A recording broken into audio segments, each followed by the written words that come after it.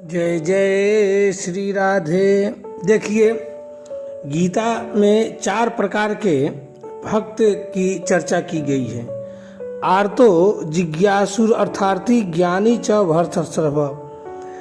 अर्थात अर्थार्थी, आर्त, जिज्ञासु और ज्ञानी अर्थात प्रेमी, ये 4 प्रकार के भक्त भगवान का भजन करते हैं, अर्थात भगवान के शरण होते हैं।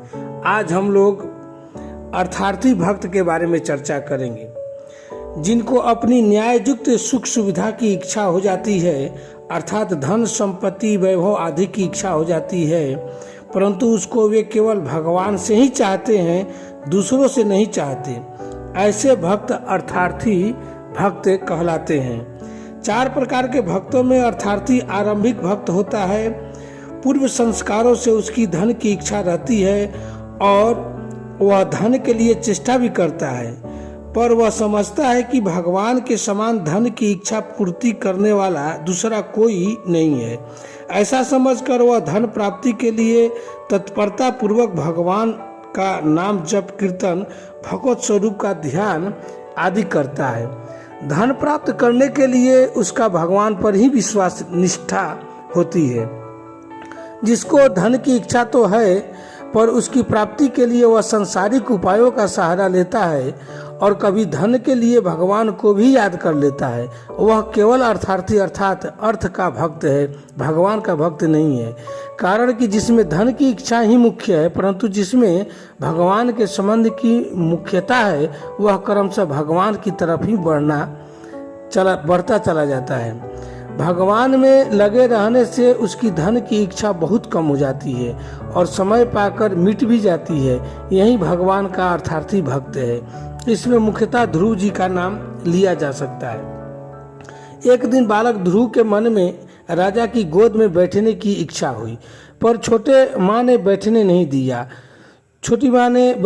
दिया। उसने ध्रुव से कहा कि तूने भजन नहीं किया है, तू अभागा है और अभागिन के यहाँ ही तूने जन्म लिया है, अतः तू राजा की गोद में बैठने का अधिकारी नहीं है। ध्रुव ने छोटी माँ की कही हुई सब बात अपनी माँ से रोते हुए कह दी। माँ ने कहा कि बेटा, तेरी छोटी माँ ने ठीक ही कहा है, क्योंकि भजन न तूने किया है और न मैंने ही किया है। इस पर ध्रुव ने माँ से कहा कि माँ, अब तो मैं भजन ही करूँगा। ऐसा कहकर वे भगवत भजन करने के लिए घर से निकल पड़े और माँ ने भी बड़ी हिम्मत करके ध्रुव को जंगल में जाने के लिए आज्ञा दे दी।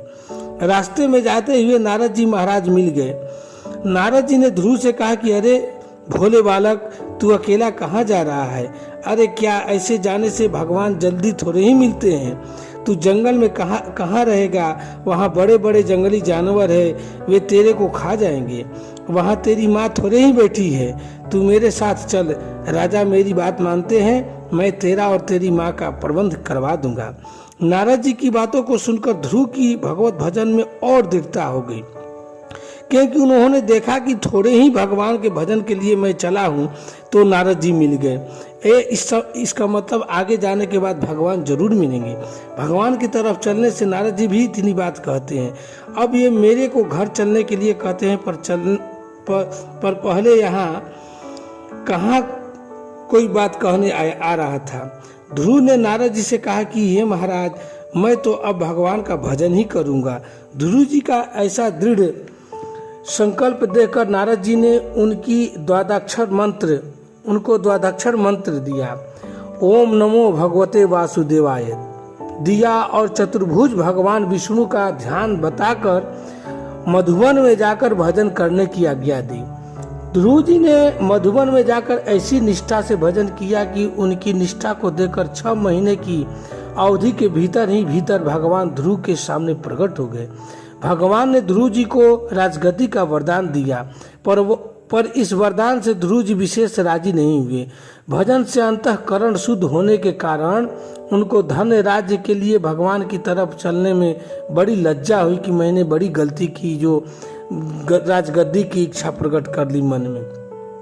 तात्पर्य यह हुआ कि ध्रुव जी को तो पहले राजा की गोद में बैठने की इच्छा हुई, पर उन्होंने उस इच्छा की पूर्ति का मुख्य उपाय भगवान का भजन ही माना। भजन करने से उनको राज्य मिल गया और इच्छा मिट गई। इस तरह अर्थार्थी भक्त केवल भगवान की तरफ ही लगता है। आजकल जो धन प्राप्ति के लिए झूठ, कपट, बेईमानी आदि करते हैं, वे भी धन के लिए समय समय पर भगवान को पुकारते हैं। वे अर्थार्थी तो हैं पर भगवान के भक्त नहीं हैं।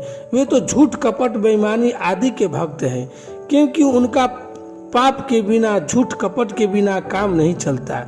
इस तरह झूठ, कपट आदि पर जितना विश्वास है उतना विश्वास भगवान पर नहीं है। जो केवल भगवान के ही परायण है और जो भगवान के साथ अपनापन करके भगवान का ही भजन करते हैं, परंतु कभी कभी पूर्ण संस्कारों से अथवा किसी कारण जिनमें अपने शरीर आदि के लिए अनुकूल परिस्थिति की इच्छा हो जाती है, वे भी अर्थार्थी भक्त कहलाते हैं। वे ही अर्थार्थी भक्त कहलाते हैं।